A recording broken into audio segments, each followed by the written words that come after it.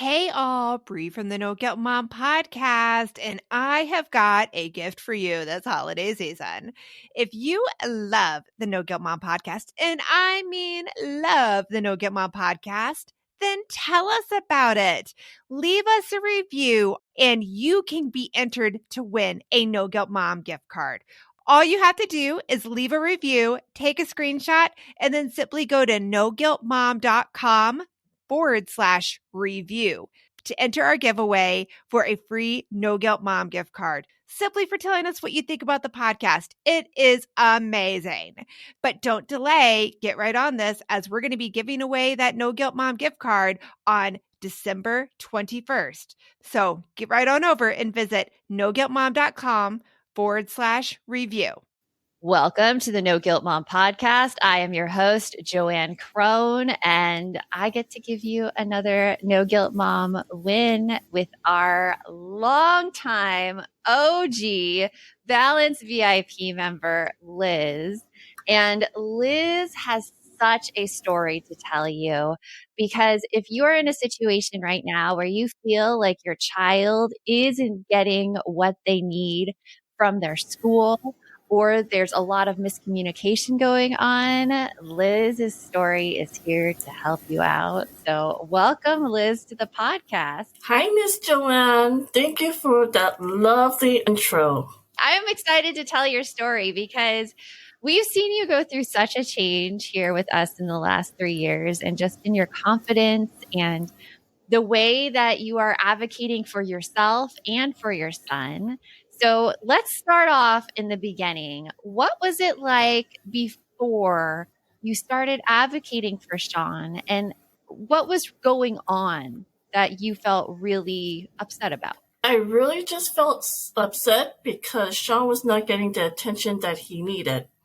At our old school in Fontana, Sean kept misbehaving, and Sean is he's a very smart, articulate child. He knows how to advocate for himself, but yet he was not getting heard from the teacher.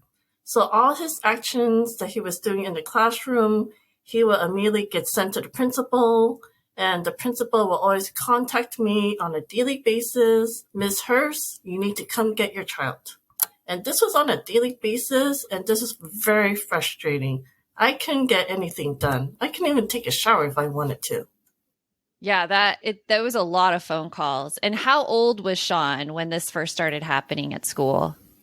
Let's see. It was last year, basically 7 years old. 7-year-olds definitely do need a lot of help there in the classroom from a teacher. What kind of behaviors were they seeing in the classroom that they were calling you about?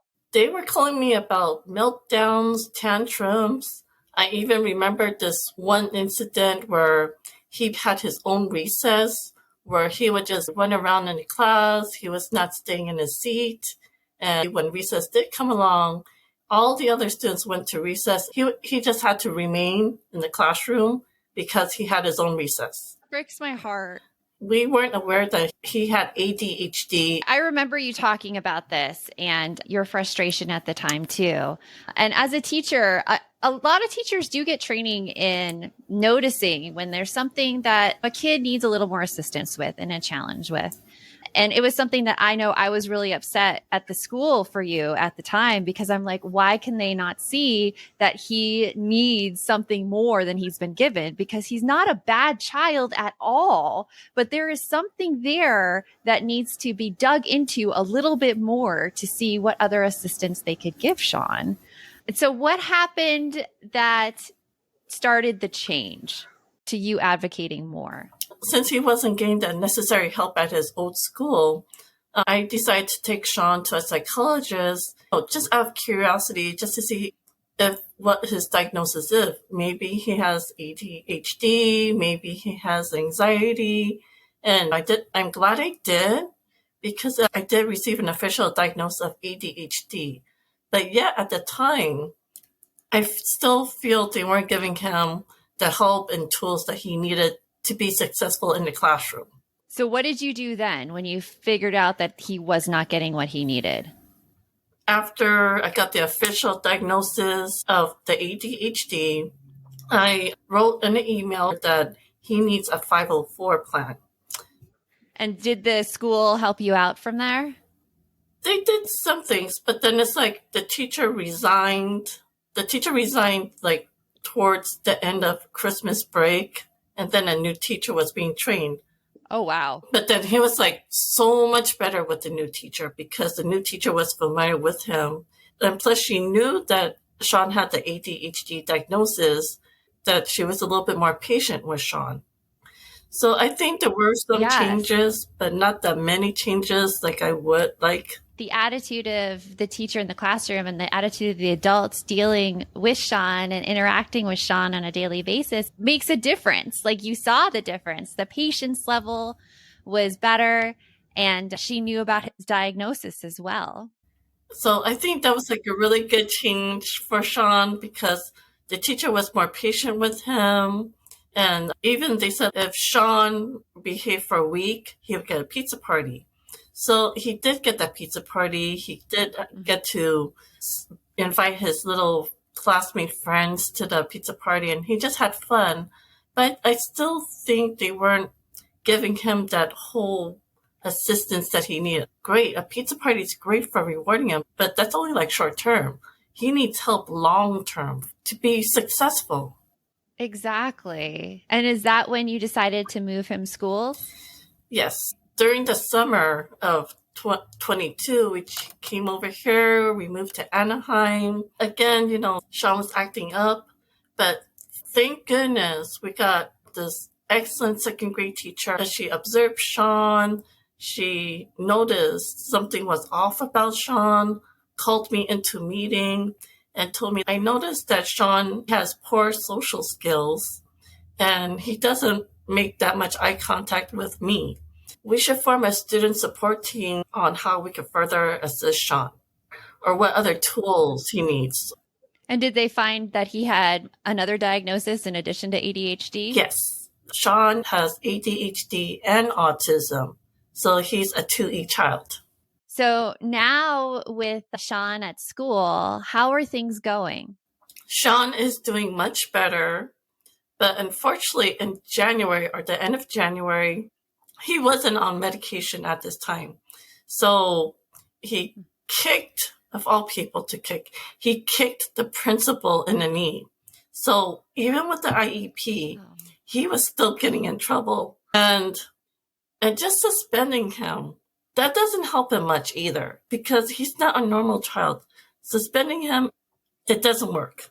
I would say it doesn't work for any child. He's probably the kid that has the most behavioral tickets and was suspended the most. But I could definitely tell you suspension does not work because after he gets suspended, those actions were still repeated. We came to the conclusion that Sean got on a modified school schedule. So we started him off for 2 hours per day because we want Sean to know how it feels to have a successful day at school. So the 2 hours of school per day, he was successful. We built him up to now 4 hours per day. He's been a rock star. So on medication and check-in, check-out forms, he's been so great. And of course, there's still one bad day. But seriously, who does not have a bad day? Really? Exactly.